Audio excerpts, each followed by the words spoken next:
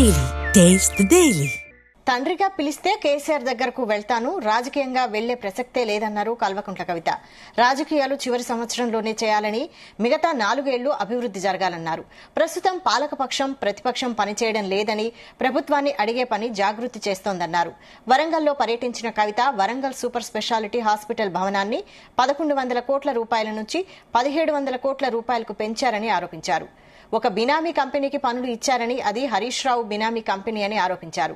దానిపై విజిలెన్స్ విచారణ చేసి ప్రభుత్వ నివేదిక తెప్పించుకుని చర్యలు ఎందుకు తీసుకోవడం లేదని ప్రశ్నించారు.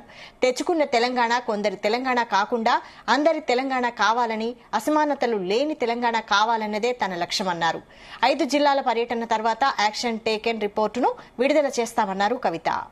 ఎంజిఎం హాస్పిటల్ మరి తీసేసి జైలు తీసేసి అక్కడ 20 ఫ్లోర్ల హాస్పిటల్ కడతామని చెప్పారు. ఎందుకు కడతలేరు, ఏం సంగతి అని దాని గురించి ఆలోచన చేస్తే మళ్ళా అన్ఫార్చునేట్లీ అవినీతి రాజ్యం వెళ్తా ఉన్నది. 1100 కోట్లతోని తెలంగాణ వచ్చినాక బీఆర్ఎస్ హయాంలో టెండర్ జరిగింది. అప్పుడు ఒక కంపెనీకి వచ్చింది, దాన్ని ఇంకో కంపెనీ బినామీగా చేస్తుంది. ఆ బినామీ చేసే కంపెనీ ఏం చేసింది, 1100 కోట్లకే సంబంధించినటువంటి కంపెనీ అని తెలిసింది నాకు. మరి అది వాస్తవమో కాదో మీకే తెలియాలి. 1700 కోట్లు అవడంతోనే ఇప్పుడు వచ్చినటువంటి గవర్నమెంట్ విజిలెన్స్ ఎంక్వైరీ చేసిందట. మరి ఆ విజిలెన్స్ ఎంక్వైరీ అయ్యేది ఎప్పుడో, హాస్పిటల్ అయ్యేది ఎప్పుడో ఏందో మాకైతే తెలియదు.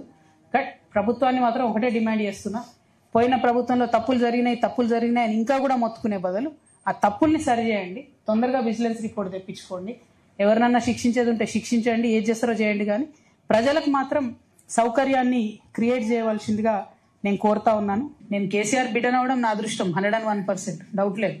కేసీఆర్ గారు తండ్రిగా పిలిస్తే ఖచ్చితంగా వెళ్తాను. రాజకీయంగా చర్చించడానికి ఏమీ లేదు, చర్చించేటటువంటి నావ దాటిపోయింది కదా, నా టైం దాటిపోయింది. తండ్రిగా పిలిస్తే ఖచ్చితంగా వెళ్తాను. తండ్రిగా తల్లిగా వారిద్దరిని చూసుకోవడం, వారికి ఆరోగ్యపరంగా కానీ ఇతరత్ర ఏమైనా ఇష్యూస్ ఉన్నా కూడా ఖచ్చితంగా పోతాను. నేను బిడ్డని దానిలేముంది. పాలిటిక్స్ వేరు, పర్సనల్ వేరు. పొలిటికల్ గా మాత్రం బీఆర్ఎస్ పార్టీతో నాకు ఎటువంటి సంబంధం లేదు. ఎంజిఎం హాస్పిటల్ మరి తీసేసి జైలు తీసేసి అక్కడ 20 ఫ్లోర్ల హాస్పిటల్ కడతామని చెప్పి